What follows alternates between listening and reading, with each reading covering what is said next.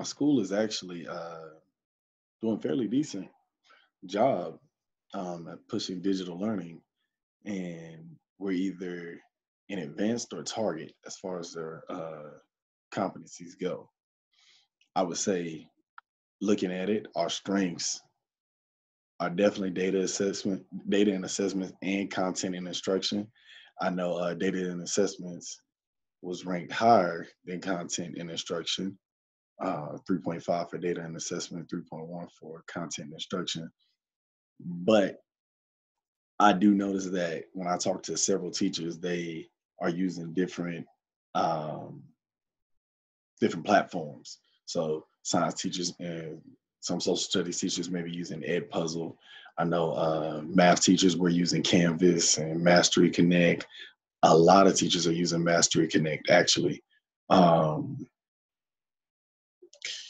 so I think they kind of go hand in hand. You know, I use Canvas to push data after kids take a pre-assessment of something they learn.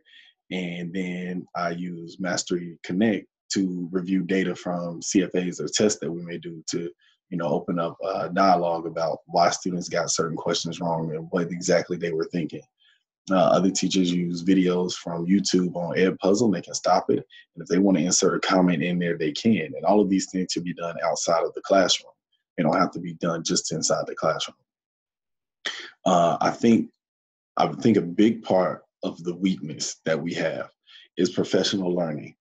And I notice, I don't know if it's just a advanced thing, but CMS pushes most of the digital learning. It's either required through licensure or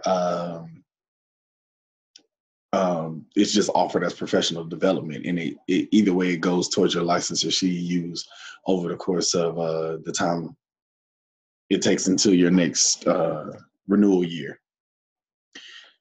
And it poses a little bit of a problem because it is forcing teachers to get their digital learning competencies completed, but it's at their own pace up until the point where they're forced.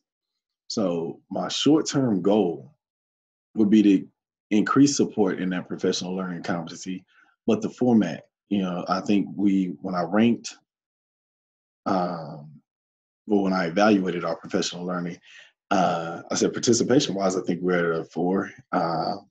Focus-wise, I think we're at a 4. I think format-wise, because it's not really forced for us to do throughout the year, and most of our professional learning for digital competency happens in the summer. I think that's where it could change for the short term.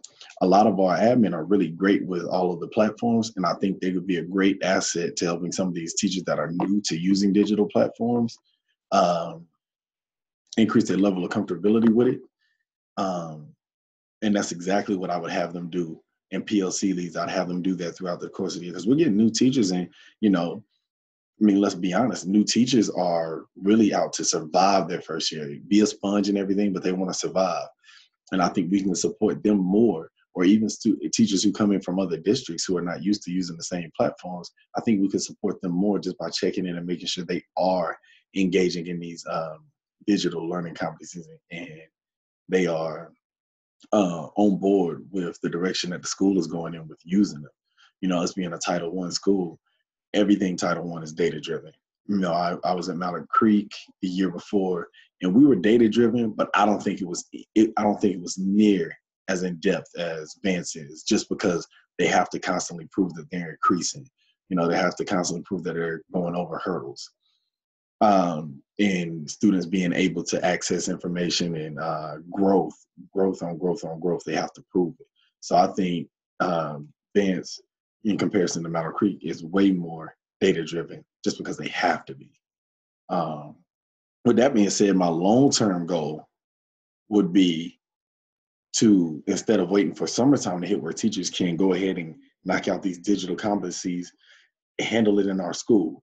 Get our facilitators to handle digital competencies for things like Edpuzzle and Discovery Learning or Discovery Ed, Castle Learning, Mastery Connect. Give all of these trainings during the year so teachers are getting comfortable. I feel like a lot of the times our trainings could be more useful, and these are definitely ways where teachers can feel more comfortable doing something on their own, not needing to have to go to somebody all the time, and absolutely rely on them to get them over the hump with handling their digital programs. So that's just a little bit about where I would go with it. Um, I think I'm gonna present some of this to my admin and see what they think about it, and hopefully next time we end up talking about this, they will go in the direction of um,